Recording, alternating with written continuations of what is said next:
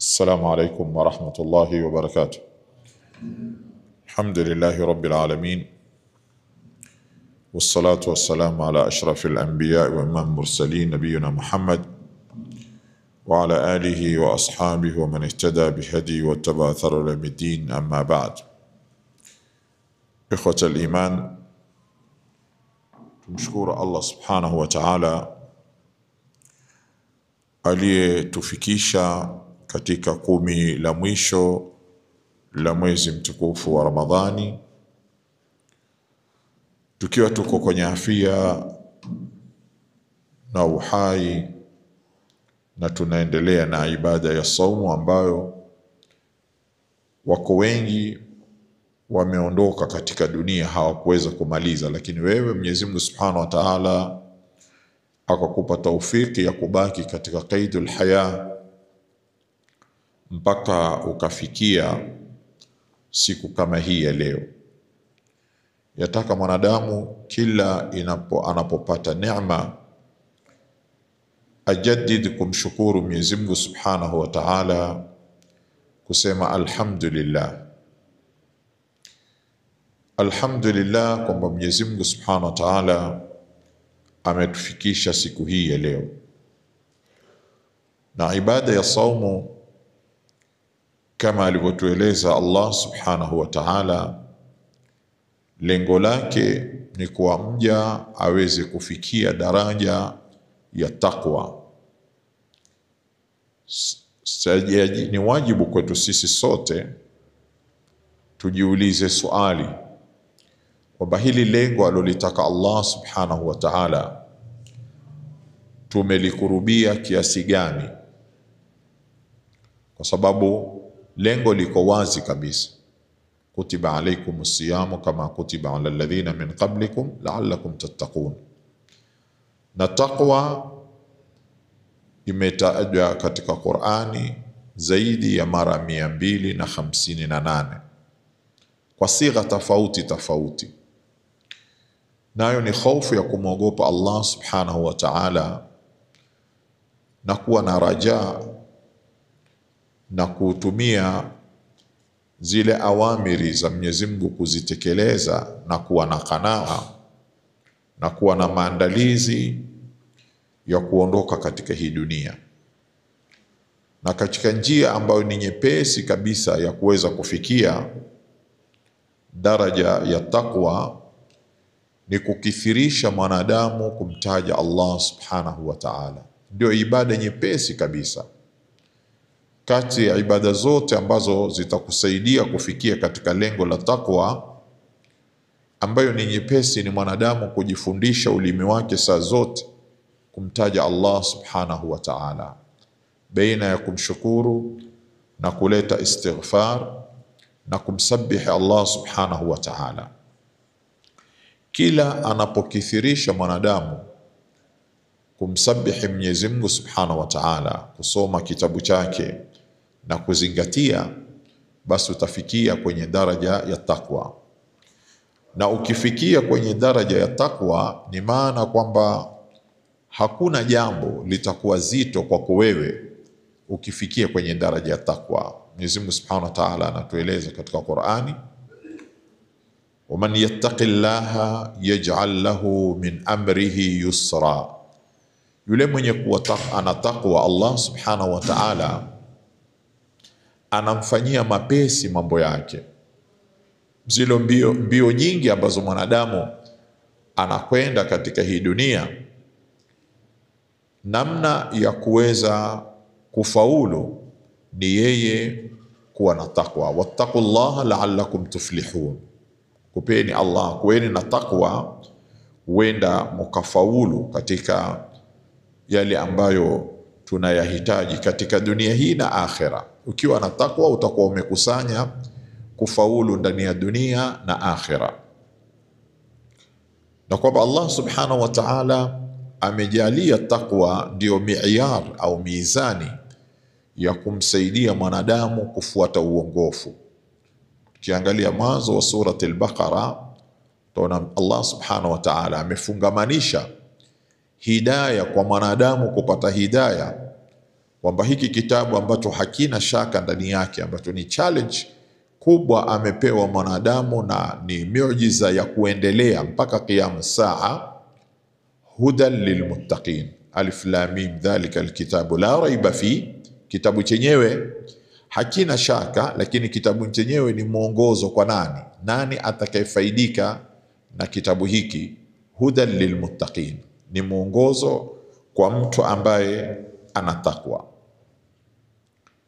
Hata ukitaka kupata maarifa mazuri, Mwenyezi Mungu Subhanahu wa Ta'ala atambia wattaqullah wa yuallimukumullah. Tukiwa na takwa, Allah Subhanahu wa Ta'ala atatupa maarifa kutoka kwake yeye, min ladun ilma, ilmu itakao kutoka kwake yeye Allah Subhanahu wa Ta'ala, tawfiki ya kupata ilmu ukishikamana na takwa na kumwogopa Allah Subhanahu wa Ta'ala. Pepo yenyewe uiddat lilmuttaqin, ani janna imeandaliwa watu wenye takwa, na alaqibatu lilmuttaqina, na mwisho mwema pia ni ya mtu mwenye takwa.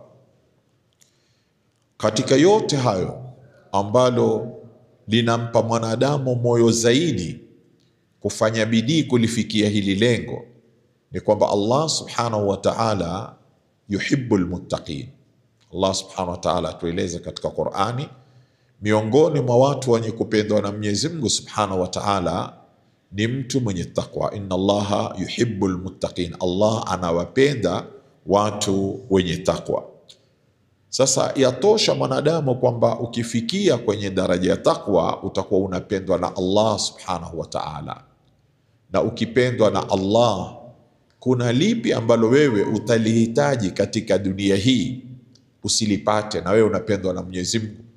Ni maana kila unalolitaka katika yale mambo ambayo mwanadamu yanampeleka mbio katika dunia hii, ambayo ni mambo matatu kama alivyoyataja Mwenyezi Mungu Subhanahu wa Ta'ala katika Qur'ani, zuyina linnasi hubbu shahawati minan nisa walbanin walqanatir almuqantara. Amepambiwa mwanadamu katika mambo anayoyapenda katika dunia hii ni nisa, kupenda wake na kupenda kuwa na dhuria, walbanin walqanatir almuqantara, na kuwa na mali mengi. Sasa haya ambayo ni maumbile ya mwanadamu katika anayoyatamani katika dunia, akiwa na takwa ni kwamba haya yote yatakuwa ni sahali. Bora tu wewe uhakikishe umefanya bidii kufikia katika kilele cha daraja ya takwa kwa kufuata zile awamiri za Mwenyezi Mungu Subhanahu wa Ta'ala na kujiepusha na makatazo yake. Yani kufikia takwa utafikia kwa mambo mawili: zile awamiri za Mwenyezi Mungu Subhanahu wa Ta'ala uzitekeleze, na yale makatazo usiyakurubie. Mwanadamu akiwa anao shughuri hiyo katika nafsi yake, basi mwanadamu yule atakuwa ni mwenye kufaulu. Kwa hivyo sisi sote tujipime kwa zile siku zilizopita. Je, kiasi gani tumeikurubia takwa? Kwa sababu kuna miezi 11 mbele yetu. Kiasi unavyojijenga ile takwa yako ndio utaweza kupambana katika ile miezi 11, kwa sababu hapa katika hii ndani ya huu mwezi mtukufu wa Ramadhani, wale maradatu shayatin wanafungwa, milango ya moto inafungwa, milango inakuwa wazi ni ya janna, na unabakishiwa nafsi yako tu. Ni wewe kupambana na nafsi yako kuweza kufikia katika daraja ya takwa. Ukiweza kufikia, ni maana ile miezi 11 mpaka kuja Ramadhani nyingine, kama Mungu atatuweka uhai na uzima, utaweza kupambana na ile misukosuko ya nje, shubuhati na shahawati, na chuma nacho kikifunguliwa. Manake chuma nacho kikifunguliwa hana machezo, kwa sababu ile muda alikuwa amefungwa atataka kulipiza kisasi. Sheitani amefungwa mwezi mzima, siku 29 au 30. Sasa siku ile atakayofunguliwa ndio utaona misikiti yetu hujaa ndani ya mwezi mtukufu wa Ramadhani. Lakini ikifika siku ya Eid, yani watu kwenda kusali Eid tu, adhuhuri yake, kama ambao kumetokea sanami katika misikiti, safu itabaki 2 au 3, wakati ilikuwa msikiti haitoshi ndani ya mwezi mtukufu wa Ramadhani. Watakutosha hii tulionayo, hata kama ilijengwa na mingine pia haingetosha. Lakini tuma kikifunguliwa, akija naye sasa atakujia kwa mbinu tofauti. Utaona grupu la watu ambao tulikuwa tukiswali nao ndani ya mwezi wa Ramadhani, ni ndugu zetu Waislamu wenzetu, lakini akisha kufunguliwa shaitani atakwenda na grupu kati yetu sisi. Kwa hivyo ni lazima tujitahidi sote tuhakikishe kwamba tumefika katika daraja ya takwa, ambao daraja hii tukifikia tutapata mapenzi ya Mwenyezi Mungu Subhanahu wa Ta'ala, na tukipata mapenzi ya Mwenyezi Mungu Subhanahu wa Ta'ala, hakuna zito katika dunia hii litakalokufikia wewe ila Mwenyezi Mungu Subhanahu wa Ta'ala atakusahilishia. Waman yattaqillaha yaj'al lahu min amrihi yusra. Allah Subhanahu wa Ta'ala atueleza katika Qur'ani kwamba yule ambaye atakuwa na takwa, Allah Subhanahu wa Ta'ala atamsahilishia mambo yake. Sasa ni sisi kufanya bidii, tukae faragha na nafsi zetu, tujifanyie hisabu, tuangalie mapungufu yako wapi, tusifanye taswif ile kusema nitafanya baadaye, nitafanya kesho. Hiyo ndio nafsi peke yake ndio inakushawishi, kwa sababu wama ubari'u nafsi inna nafsa la amaratun bisu. Nafsi inakupa ushawishi kwamba utafanya baadaye, bado siku ziko. Mara ukitahamaka waambiwa kumebaki siku 3 mbele yetu. Alikuwa yikwambia kesho nayo utajitahidi kusoma Qur'ani, utajitahidi kukaa kwenye msikiti na kumtaja Mwenyezi Mungu Subhanahu wa Ta'ala na kumuomba Mwenyezi Mungu Subhanahu wa Ta'ala. Inakufanyia taswif ile saufa, mara ona siku zimepita, na pale ulipotakikana ufikie hukuweza kufikia, kwa sababu umeshindwa kupambana na nafsi yako. Mwanadamu ataka awe na himma ya kupambana na nafsi yake katika mwezi huu mtukufu wa Ramadhani, ili afikie katika lile lengo alolitaka Allah Subhanahu wa Ta'ala. Katika mambo ambayo yako mbele yetu, kuna ahkami ambazo ni muhimu kukumbushana, kwa sababu ahkami hizi huwa haziko siku zote, zinakuja kwenye munasaba maalum. Katika ahkami hizi ni zakatul fitr. Na neno zakatul fitri likitajwa, watu wengi hili neno zaka likitajwa huona kwamba ni ibada ya kufanywa na wenye nazo. Kitajwa zaka, kwa sababu zaka ni kwamba hapa kuna mali lazima yatolewe. Lakini la, zakatul fitri ni yule Muislamu aliyefunga, ambaye siku 9 au 20 au 30, ikiwa kesho ndio itakuwa ni siku kuu, akawa na chakula cha mchana wa siku ile na usiku wake, yani ana lunch, ana na dinner, basi huyu ni katika watu wanaolazimika kufanyaje? Kutoa zakatu alfitr. Wengi Waislamu wanapuuza masala haya, kwa sababu ile neno zaka watu wengi wamelichukulia kwamba hili ni jambo la wenye nazo. Ahkami za zakatul fitri ni mtu kuwa na chakula siku ile ya Idi na usiku wake.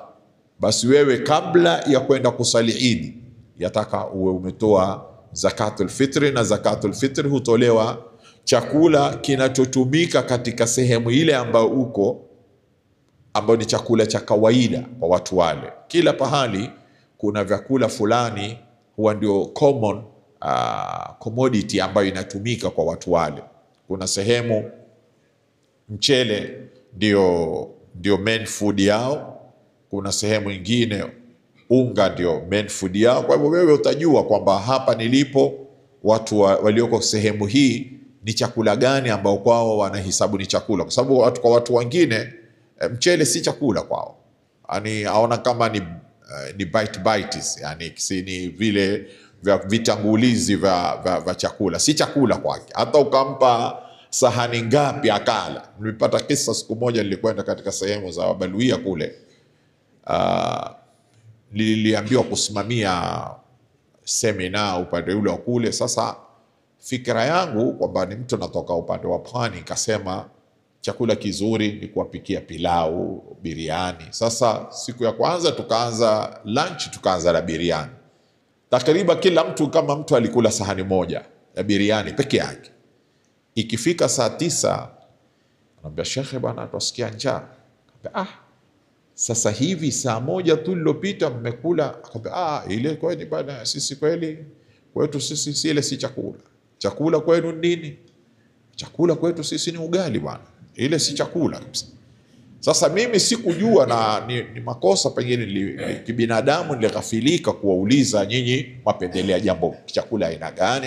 Lakini sasa mimi nikafanya ijtihadi yangu ya kibinadamu kwamba jamaa zetu ukimpikia biriani ndio umempa chakula kizuri. Kumbe kwa wao ile si chakula, yani simen. Basi nikabidi nirudi kwa wholesaler ile niregeshe vile ile michele mingi ambayo ilikuwa imenunuliwa, tubadilishe kwa unga. Sasa ni muhimu mtu kujua kwamba hawa watu chakula chao ambacho ni common kwao ni kitu gani. Utatoa 2.5 kilo kujitolea wewe na wale walioko chini yako ambao ni watoto wako na ahli yako. Sasa mfano ukasema kwamba mimi uwezo wangu niweza kujitolea mimi na ahli yangu na wale watoto wangu pengine 2, mmoja siwezi kumtolea kwa sababu pengine zile kima ule uwezo wako umefikia kwa 2. La yukallifu Allahu nafsan illa wusaha. Mwenyezi Mungu Subhanahu wa Ta'ala hamkalifishi mwanadamu ila lile jambo ambalo analoliweza. Yani hakuna taklifi katika sharia. Sharia ya Kiislamu ni sharia nyepesi, na Allah Subhanahu wa Ta'ala atutakia mambo mepesi. Yuridu Allahu bikumul yusra wala yuridu bikumul usra. Allah Subhanahu wa Ta'ala atutakia mepesi, hatutakii mambo mazito. Kwa hivyo wewe umeona kwa mizani yako, umeona naweza kujitolea mimi na ahli yangu, pengine watoto una 4, 5 na watoto 2, basi anza na wale wakubwa ambao waliofunga, ambao wanaswali, watolee wale, kwa sababu zakatul fitri hikma yake ni mambo mawili. Ni kutahirisha ile saumu ya mtu aliyofunga, na tu'matul lilfuqara, na ni chakula kwa wale watu ambao ni wahitaji, ili siku ile ya Eid isiwe kuna watu wako katika musalla al-Eid wa swali wana furaha, na kuna watu wengine kati yetu sisi wawe wanaswali lakini mtu ana huzuni huko ndani, akifikiria akirudi nyumbani watoto wake atawapa nini. Kwa sababu ya ile kuwekwa na wuhda, umoja wa hisia na shuur zaidi, kwamba sote tuwe katika furaha, ndio ikafaradhiwa zakatu alfitr, kutahirisha, kusafisha mapungufu ya saumu. Na jambo la pili ni kwamba iwe ni chakula cha wale ambao ni watu wahitaji, na kwenye riwaya nyingine aghnuhum ani sual, wafanyeni wale watu ambao ni wahitaji wasiweze kuomba siku ile. Kwa hivyo ni vizuri watu wakiwa katika jamii wakiweza kukusanya zile zakatu zao pamoja, kisha wakatengeneza. Maanake kuna maskini mmoja aweza kukumbukwa na watu wote, kuna na maskini mwingine akasahauliwa na watu wote. Lakini tukishirikiana katika kuangalia wale muhtajina nani na nani na nani na nani, hakuna mtu atasahulika. Lakini kila mmoja akifanya kivyake, huenda mmoja akapata, wewe ukampa na huyu akampa na yule shekhe akampa na yule akampa na yule akampa, mtu mmoja akapata zakatul fitri kutoka kwa watu wangapi? 4, 5, na kuna mmoja naye akasahauliwa na zote. Sasa huyu alopata kutoka kwa watu wengi, alipopewa alikuwa ni maskini, ni fukara. Akisha kupata akapata chakula cha Idi na usiku wake naye pia inamlazimu naye kutoa.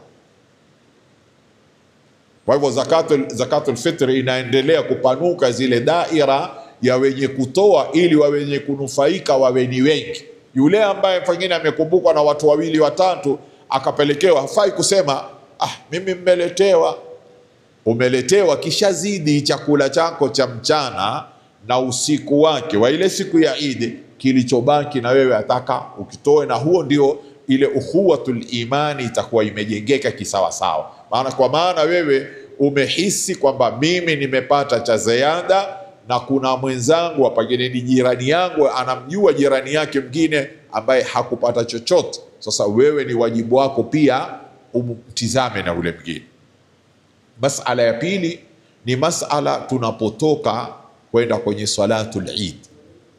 Tunapotoka sawa, tuwe tunaenda katika musalla au pahali popote tutapokwenda kusali salatul Eid. Watu wengi wanaghafilika na kudhihirisha ile shiar ya takbir. Ukiwa waenda sawa, waenda msikitini au waenda katika uwanja wa kusali Eid, katika hadi ya Bwana Mtume salawatullahi wasalamu alayhi, wanaume ni kutoa sauti ya takbir. Utaona watu waenda kama kawaida tu, hakuna sauti ambayo inasikika. Na ile salatul Eid ni katika taadhimi ya sha'airillah, na taadhimi yake moja ni kule kupiga takbir, useme Allahu akbar, Allahu akbar, Allahu akbar, la ilaha illa Allah, Allahu akbar. Yani unanyanyua sauti kuonesha kwamba leo ni siku ya furaha kwetu sisi. Mtume salawatullahi wasalamu alayhi wasallam, likulli qaumin eidun wa hadha eiduna, kila watu wana siku ya kusherehekea, siku tukufu kwa wao ya kusherehekea. Na hii Eid zote mbili, Eid al-Fitri na Eid al-Adha, ndio siku kuu zetu sisi Waislamu, mbali na ile inaokaririka katika kila wiki, siku ya Ijumaa, ambao ni siku Waislamu wataka wajiepushe na shughuli nyingine, wawe watajihusisha na ibada ya kwenda salati Ijumaa. Katika masala mengine ambayo watu wanaghafilika nayo, kwa sababu tuko siku 9 20 au 30 tumezoea kufunga. Ile siku ya kwanza ukiamka, waamka na hisia kama zile za kawaida za kufunga. Utatoka pengine uende kwenye msalla al-Eid au uende msikitini na wewe hujala. Hii ni kinyume na hadi ya Mtume salawatullahi wasalamu alayhi. Yataka ufanyeje? Yataka tufungue kwanza, hata kama ni kwa maji na tende, kwanza ufungue, kisha ndio uende ukaswali salatul Eid. Kwa sababu ukiwa umefunga ukaenda katika musalla al-Eid au ukaenda msikitini, haiambii umeswali Eid, kwa sababu itakuwa si Eid al-Fitr, itakuwa ni Eid as-Sawm. Yani wewe umekwenda na saumu yako, sasa itakuwa haihesabiwi kwamba ni Eid al-Fitr. Kwa hivyo ni muhimu watu kutanabishana masala haya. Au hata pengine katika salatul fajri siku ile watu walete tende msikitini na maji, wagawanyizie watu, ili yule ambaye angekuwa ameghafilika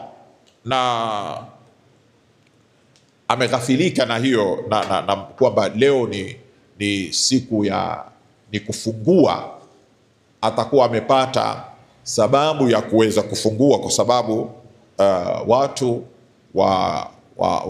wameleta pale yeye ile kughafilika kwake.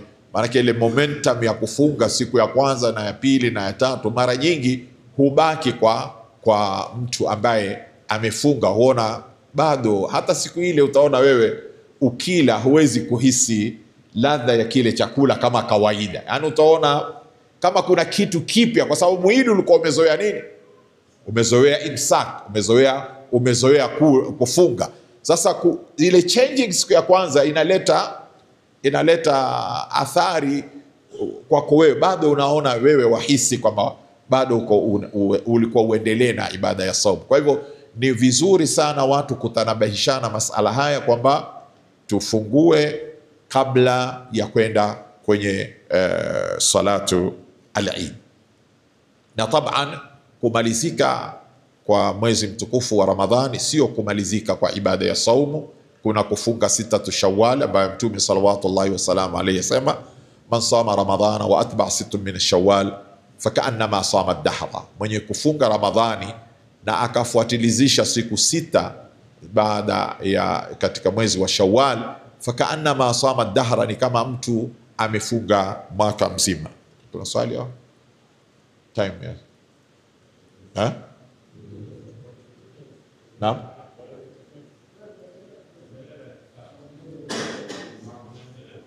Naam. Kwa hivyo hadi ya Mtume salawatullahi wasalamu alaihi ya kufunga siku 6 katika Shawwal, yataka tuhimizane, tusiseme kwamba sisi bana ile kumaliza ile Ramadhani sihaba mimi bana. Wengine usema kwamba sihaba mimi kuwa nafunga Ramadhani hizi 6 bana waatie wengine. Sote tujitahidi kufunga siku 6 kwa sababu unapata ajiri ya mwaka mzima. Pia kuendelea yaumul ithnain wal khamis, tukuwe tunakumbushana kufunga siku ya Jumatatu na Alhamisi, pia kufunga ayyamul bidhi tarehe 13, 14 na 15. Mtu asikatike na ibada ya saumu, pia na ibada zile nyingine kama qiyamul layli, tahajjud, haimaliziki kwa kumalizika Ramadhani. Kanu qalilan, katika surati Dhariyat Allah subhanahu wa ta'ala anatukumbushia kanu qalilan min al-layli ma yahja'un wa bil ashari hum yastaghfirun. Allah subhanahu wa ta'ala anatukumbushia kwamba walikuwa walala wakati mchache, wa bil ashari hum yastaghfirun, na wakati wa kulada kule wao wanaomba istighfar. Kwa hivyo qiyamul layli ni kitu cha kuendelea, hata kama utainuka kwa witri peke yake, yani raka 3 za witri katika thuluthi ya mwisho, thuluthi ambayo Mwenyezi Mungu subhanahu wa ta'ala huwa akinadi, nani atakayeniomba nimpe analoliomba, nani atataka msamaha nimpatie msamaha, nani mwenye kutaka akidhiwe haja zake. Wakati ambao Muislamu hafai kughafilika na mambo kama haya. Yani istimrariyat al-ibada ba'da Ramadhan ni muhimu sana. Madha ba'da Ramadhan, yani baada Ramadhani tutaendelea vipi na ibada zetu? Isiwe tumefanya ibada ndani ya Ramadhani, ikimalizika Ramadhani tukawa tutajikata na kufanya ibada na taqarrub ila Allah subhanahu wa ta'ala, kujikurubisha kwa Mwenyezi Mungu kwa mambo ya taa, kwa sababu kule sisi tulisema lile lengo ambalo Allah subhanahu wa ta'ala alolitaka kwetu sisi hatuwezi kulifikia ila kwa kukithirisha amali za khairi, nayo ni kuingia katika kundi la ahli taqwa wal maghfira, watu wenye taqwa na wenye kupata msamaha wa Mwenyezi Mungu subhanahu wa ta'ala, na kuwa watu wenye kupendwa na Mwenyezi Mungu, kwa sababu Mwenyezi Mungu yuhibbul muttaqin. Allah subhanahu wa ta'ala anawapenda. Na wewe mwanadamu ukisha kupendwa na Mwenyezi Mungu, hebu tafakari kwamba anayekupenda ni Allah subhanahu wa ta'ala, kwa sababu zile amali zako ulizofanya zimekufikisha kwenye daraja ya kupendwa na Mungu. Ukipendwa na Mungu kweli, kuna jambo gani utalihitaji wewe katika dunia na akhera uwe utalikosa, maadamu umekuwa wewe ni kipendi cha Mwenyezi Mungu subhanahu wa ta'ala? Nataka mwanadamu afikirie hili jambo sana. Vipi mimi nitaingia katika kundi la wenye kupendwa na Mwenyezi Mungu subhanahu wa ta'ala? Mwenyezi Mungu subhanahu wa ta'ala atupe taufiki. Wal hadithi bakia, baada ya swala tutaendelea kidogo insha Allah ta'ala. Subhanakallahumma wa bihamdika, nashhadu an la ilaha illa ant, nastaghfiruka wa natubu ilayk.